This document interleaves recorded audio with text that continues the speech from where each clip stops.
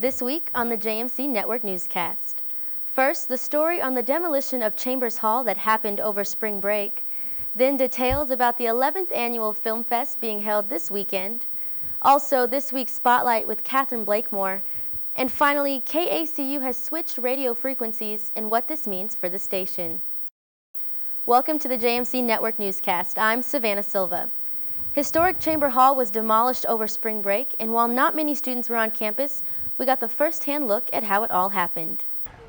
So Chambers Hall is what stood behind me here before the demolition started. It had been one of our oldest buildings on campus, been here over 80 years. So one of the things that we try to do when we're demolishing a historic building on campus is make sure that we preserve the history of that building. And so one of the iconic components of Chambers was the balusters at the top. And so we cut those out, and a couple of them are going to go to some key donors, but they're also going to we're going to work those into the design of the new buildings. Continue to clear out the rubble and some of the things left from some of the remnants left from Chambers. We'll get that cleared off, and then we start coming in and stabilizing the site, getting it filled up with some select fill and some things, and getting the pad and the site ready to come up. We start in the ground and start building up. So we'll start preparing the ground and getting the pad ready. Construction on the Halbert Walling Research Center will start taking shape after students leave for summer and will take about a year and a half to finish. The 11th annual Film Fest will be held this weekend at the historic Paramount Theater in downtown Abilene. The red carpet gala will begin at 8 p.m. and is open to the public along with free admission. Tune into the next newscast when we recap the night's big winners. Now for this week's Spotlight, JMC Network reporter Catherine Blakemore spoke with Chara Cheney, a graphic design major at ACU, about art, internships, and small towns. Hi, I'm Catherine Blakemore here this week for Spotlight with Chara Cheney, an art student here at ACU.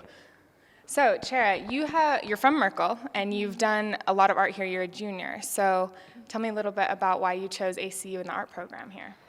Well, I have grown up doing art and have always had a huge passion for it. And so I knew immediately that I wanted to major in graphic design at ACU. It's been very great.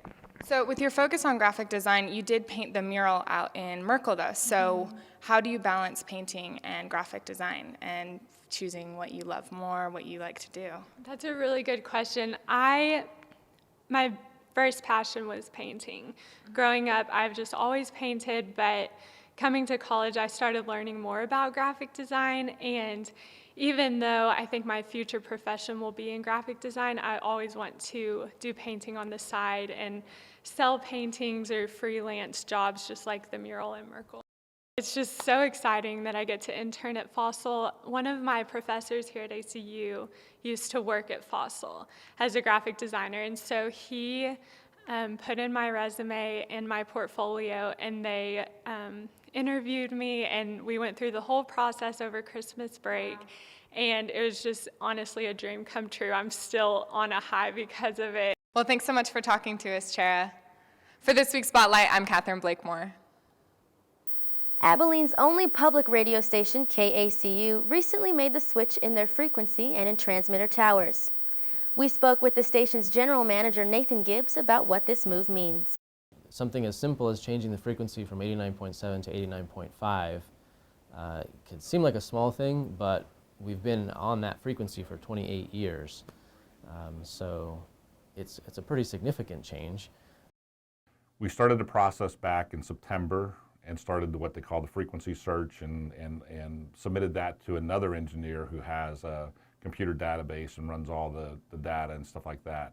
We got the information back and decided to make the move to 89.5 and to go up to 100,000 watts at 500 feet on the tower with a directional antenna. But we've been pretty active about talking to people and reminding them how easy it is to reset the preset. So we've been doing that pretty well.